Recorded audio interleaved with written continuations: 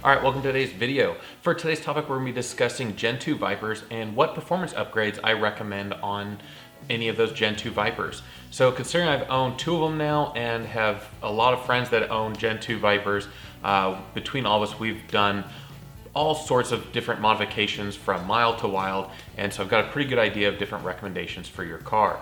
So the first and foremost, the best bang for the buck for seat of the pants feel performance upgrade is to change the stock rear end ratio. The stock ratio on the Gen 2 cars is a 307 gear ratio, which is a really tall gear and is great for highway cruising and getting those EPA numbers. But for seat of the pants acceleration, it's definitely going to be on the lacking side.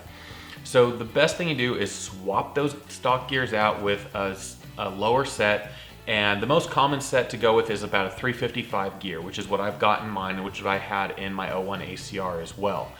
And it's a really great gear. It gives you a better seat of the pants feel for acceleration, and you are able to use 6th gear a lot better, because with the stock 307 gears, as if you have a Gen 2 Viper know, at even like 80 miles an hour, you just have hardly any RPMs at all.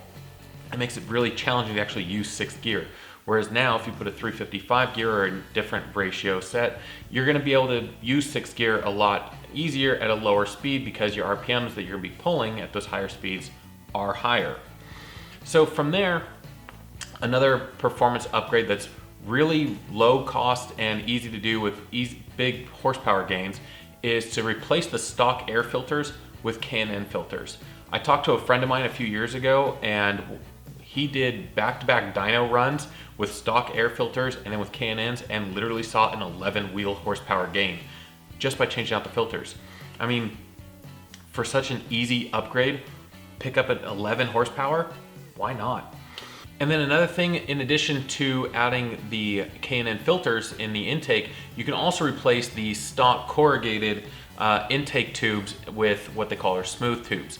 This has been another thing that's been a great performance increase just because it helps with the flow of the air from the intake.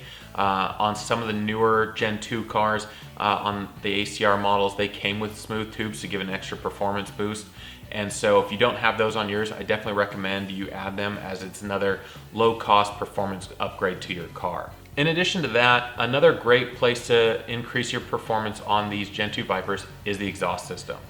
So especially if you're in California, the best headers to get are going to be the Edelbrock headers because they are actually CARB approved to meet 50 state emissions. Unfortunately though, finding Edelbrock headers is like finding hen's tooth. They're extremely rare because they've been out of production for a number of years. There are other headers out there that are a great product that increase your exhaust flow and definitely increase your performance on the cars, but unfortunately none of those are CARB approved. And from there, of course, with the exhaust, you can also go and put high flow catalytic converters on there. There are a number of manufacturers out there that make high flow cats, and then also changing out the exhaust system itself from the cat back. Now for me, on both of mine, I've run the Borla race exhaust system. Borla also has a street exhaust system, and the difference between the two is the race version has 2 mufflers and the street version has 4 mufflers. So if you want the extra sound, I highly recommend the Borla system. There are other companies like Bellinger that make a great system that's really, really loud. Corsa makes a system. Personally, I prefer the Borla system over the Corsa system just because the Borla system gives it more of an exotic sound, where the Corsa system tends to amplify the notorious UPS truck sound that Vipers are known for. So another thing that I recommend that's a little more involved is to upgrade the Valvetrain on these cars.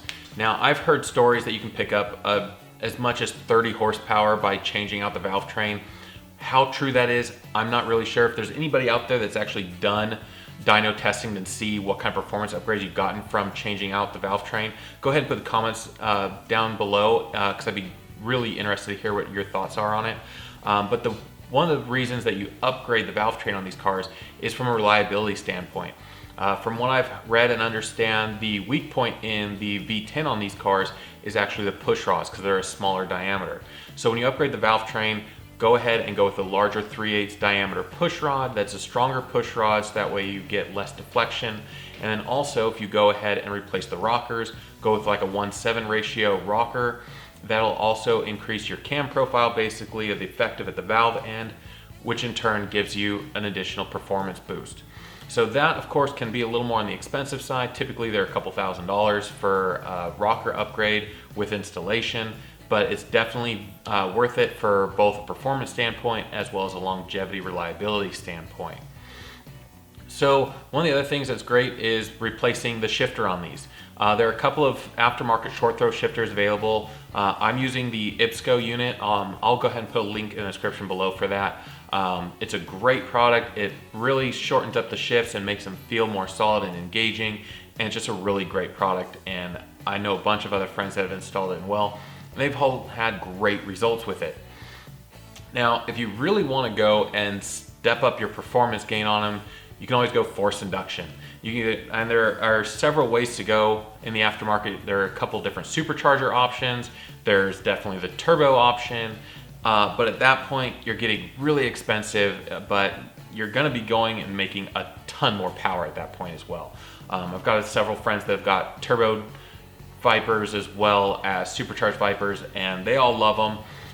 But again, you're really going to be stepping up in the cost range, and at some point, depending on how extreme you go, you're gonna have to start thinking about building the bottom end of the engine. The nice thing about the early generation 2 Vipers, the 96 to 99s, is they have forged internals, so they are able to handle boosted applications a lot better than the 2000 and 2002 Gen 2 Vipers that are known as the cream puff engines that don't have the forged internals and can't handle quite as much boost out of the gate. But overall, if you're looking at boosted applications and you're making some serious power, you're gonna wanna pull the engine out and do a full rebuild anyways and upgrade the bottom end, so that way you don't have any potential problems down in the future. So one area that I haven't really gotten a firm answer on, if anybody out there knows, has a response to, go ahead and put a comment below. I'd love to hear your thoughts on it, is ignition upgrades. So on mine, the spark plug wires have been upgraded with MSD wires. There's a couple other brands that make quality wires as well. And then there's also aftermarket ignition coils available. I'm still running the stock ones on mine. I haven't been able to get a solid answer online on whether or not there's a huge amount of gain from replacing the stock coils and the plug wires. So again, if anybody knows, has more information on that, I'd love to hear your thoughts, and go ahead and put those answers down in the comment section below, because I definitely will be reading all of your comments on this. All right, so that's my thought on performance upgrades for your Gen 2 Vipers. So in future videos, I'll go ahead and discuss things like suspension and brake upgrades as well. And as always, if you like this video, go ahead and give us a thumbs up, smash that like button down below. And if you don't want to miss a single one of my uploads, go ahead and smash that subscribe button down below, and then also ring that notification bell so that way YouTube notifies you whenever I upload the next video. And as always, I will see you in the next video.